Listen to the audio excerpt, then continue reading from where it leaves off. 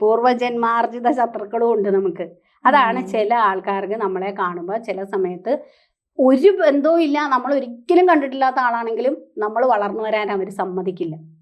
നമുക്കും ചിലരെ അങ്ങ് പിടിക്കില്ല. അതൊക്കെ ഈ ചില ആൾക്കാരുണ്ട് നമ്മളെ പറ്റിച്ചിട്ട് കടന്നു കളയും. പൈസയുടെ കാര്യത്തിലാകാം നമ്മളെ അതൊക്കെ പൂർവ്വ ബന്ധങ്ങളാണ് അവിടെ കൊടുത്തിരിക്കുന്നത്. മുജ്ജന്മത്തിൽ ഏതോ ഒരു ജന്മത്തിൽ നമ്മളും അവരുമായിട്ട് ഒരു പൈസയുടെ ഇടപാട് ഉണ്ടായിട്ടുണ്ടാകണം.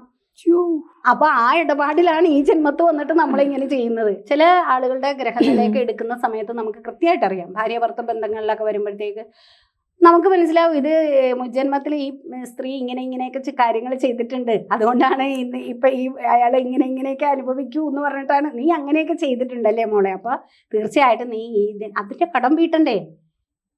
അപ്പൊ അത് കടം വീട്ടാനായിട്ട് നമ്മൾക്ക് ഓരോ രീതിയിലേക്ക് ഓരോ ആൾക്കാരെ എന്താണെന്ന് വെച്ചാൽ പൂർണ്ണമായിട്ട് ഒരു 10,000 ജാതകം എടുക്കുമ്പോൾ ചിലപ്പോൾ നമ്മൾ വിചാരിക്കും ചിലരുടെ ജാതകത്തിലൊക്കെ ഭയങ്കര പൈസ ഉണ്ടാവും.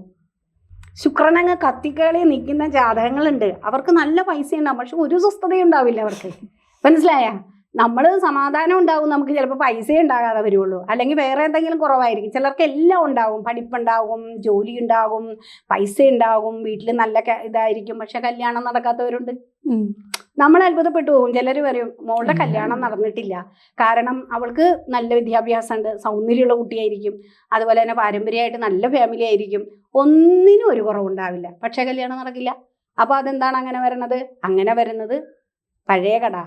സമ്പൂർണ്ണ ജാതകം സാധാരണ ജാതകമല്ല, സമ്പൂർണ്ണ ജാതകം 75 പേജുകൾ അടങ്ങുന്ന സമ്പൂർണ്ണ ജാതകം 250 രൂപയ്ക്ക് ഇനി നിങ്ങളുടെ കൈകളിലേക്ക്. അതിനായി നിങ്ങൾ ചെയ്യേണ്ടത് ഇത്രമാത്രം: താഴെ കാണുന്ന നമ്പറിൽ ബന്ധപ്പെടുക.